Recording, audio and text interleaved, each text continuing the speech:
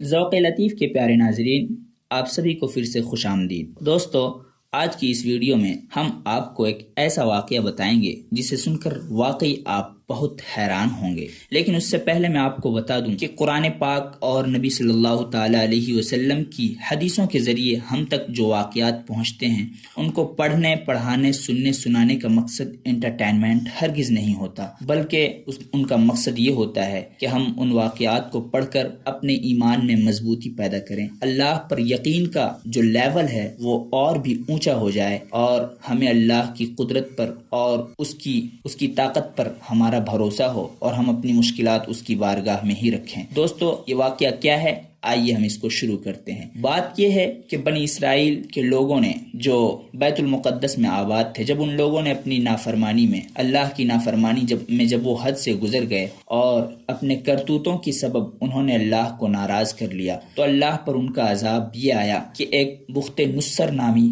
بادشاہ، جسے انگلش میں نیبوکڈ نظر بھی کہتے ہیں، وہ ظالم بادشاہ ان پر حملہ کرتا ہے اور ان کی بستی کو تاراج کر دیتا ہے، انہیں ویران کر دیتا ہے، بہتوں کو، ہزاروں کی تعداد میں بنی اسرائیلیوں کو وہ قتل کر دیتا ہے، اور اتنی ہی تعداد کو گرفتار کر دیتا ہے، بہتوں کو اس نے ادھر ادھر بے گھر ہونے پر اور بھٹکنے پر مجبور کر دیا۔ بیت المقدس کی اس ویرانی کے بعد اللہ کے نبی حضرت عزیر علیہ السلام ایک مرتبہ اس بستی سے گزرتے ہیں۔ اس بستی کی ویرانی جب آپ دیکھتے ہیں تو آپ کے دل پر بڑا صدمہ گزرتا ہے، اور اس قدر آپ متاثر ہوتے ہیں کہ آپ کی زبان سے بے ساختہ یہ نکلتا ہے انا یحیی ھذہ اللہ بعد موتہا، کہ اس قدر ویرانی کے بعد اللہ تبارک و تعالی پھر اس بستی کو کیسے آباد فرمائے گا۔ آپ یہ فرمانے کے بعد ایک جگہ پر تشریف فرما ہو جاتے ہیں، آپ کے ساتھ آپ کی سواری کا جانور ہوتا ہے، اور کھانے کی چیزیں ہوتی ہے، اور پینے کے لیے انگور کا شیرہ ہوتا ہے۔ آپ یہ تمام چیزیں ایک طرف رکھتے ہیں، اپنے جانور کو باندھتے ہیں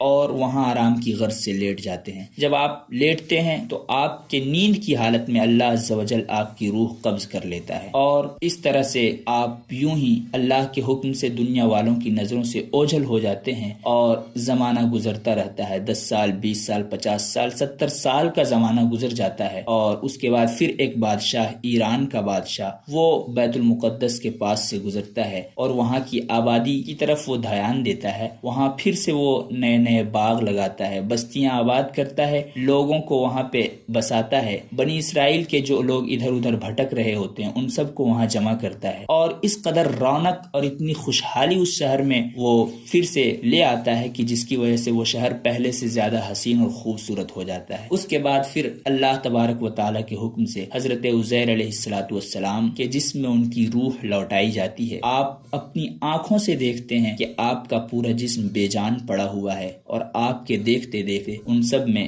روح سرایت کر جاتی ہے۔ پھر اللہ تبارک و تعالیٰ کی وحی آتی ہے کہ عزیر بتاؤ کتنا سوئے؟ تو حضرت عزیر کہتے ہیں شاید ایک دن یا اس کا کچھ حصہ۔ اللہ تبارک و تعالیٰ فرماتا ہے بلکہ تم پورے 100 سال گزار چکے ہو، لیکن اپنے کھانے کی طرف دیکھو کہ ابھی تک اس کا مزہ بھی نہیں بدلا، اور نہ اس میں کسی قسم کی مہک پیدا ہوئی ہے، اور دوسری طرف اپنی سواری کا جانور دیکھو جس کی ہڈیاں بھی اب سلامت نہیں ہیں، ان کی سواری کا جو جانور تھا وہ بھی مر گیا تھا اور سڑ گل کر اس کی ساری ہڈیاں بھی بکھر چکی تھی، لیکن اللہ کے حکم سے اور اس کی قدرت سے آپ کی نظروں کے سامنے اس کی ہڈیاں جمع ہوتی ہیں، ان میں ان کا ڈھانچہ تیار ہوتا ہے، ان پہ گوشت چڑھتا ہے، گوشت پر کھال چڑھتی ہے، کھال پہ بال آتے ہیں، اور بال کے بعد پھر اللہ تبارک و تعالیٰ اس میں روح ڈالتا ہے، اور پھر وہ جانور اٹھ کر اپنی بولی بولنے لگ جاتا ہے۔ جب حضرت عزیر علیہ السلام نے اللہ کی یہ قدرت دیکھی تو آپ بول پڑے ہاں مجھے خوب پتا ہے کہ اللہ سب کچھ کر سکتا ہے۔ آپ وہاں سے اٹھے اور دیکھا، آپ نے بستی کا معائنہ کیا، سب کچھ نیا تھا، سارے لوگ نئے تھے، نہ آپ کو کوئی پہچان رہا تھا، نہ آپ کسی کو پہچان رہے تھے۔ آپ اندازے سے اس جگہ تشریف لے جاتے ہیں جہاں آپ کا گھر ہوا کرتا تھا، وہاں آپ دیکھتے ہیں کہ ایک خاتون گھر کے دروازے پر بیٹھی ہوئی ہے، لیکن اس کی حالت ایسی ہے کہ اس کی آنکھوں میں روشنی نہیں، وہ پاؤں سے چلنے کے قابل نہیں ہے۔ آپ اس کے پاس جاتے ہیں اور کہتے ہیں کیا یہی عزیر کا گھر ہے؟ وہ خاتون، اس نے بچپنے میں حضرت عزیر علیہ السلام کے بچپنے میں انہیں دیکھا ہوتا ہے، وہ کہتی ہے ہاں یہ گھر تو انہی کا ہے، لیکن لیکن آپ ان کا نام کیوں لے رہے ہیں؟ ان کو لاپتہ ہوئے تو 100 سال گزر گئے۔ حضرت عزیر علیہ السلام کہتے ہیں خاتون میں ہی عزیر ہوں۔ حضرت عزیر کی یہ بات سن کر خاتون کو بڑا تعجب ہوتا ہے، اور پھر وہ کہتی ہے اگر آپ عزیر ہیں تو آپ دعا کریں اللہ سے کہ وہ میری آنکھیں لوٹا دے، میں پھر سے چلنے پھرنے کے قابل ہو جاؤں تاکہ میں آپ کو دیکھ سکوں اور آپ کی بات کی تصدیق کر سکوں۔ اللہ کے حکم سے حضرت عزیر کی دعا سے اسے پھر سے اس کی آنکھوں میں روشنی آتی ہے، وہ پھر سے چلنے پھرنے کے قابل ہو جاتی ہے، اور پھر وہ حضرت عزیر علیہ السلام کی اس بات کی تصدیق کرتی ہے کہ ہاں آپ ہی عزیر ہیں، اور پھر وہ انہیں لے کر بنی اسرائیل کے مجمع میں آتی ہے جہاں پہ سبھی لوگ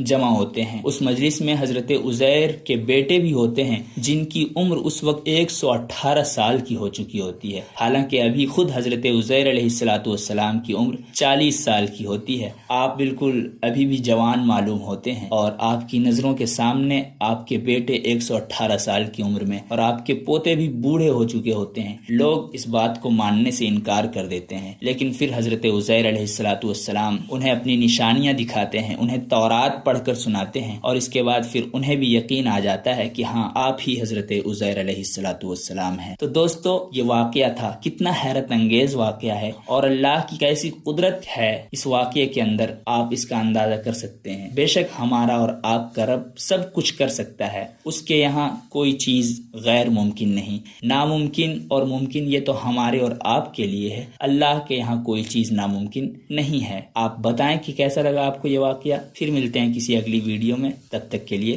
خدا حافظ۔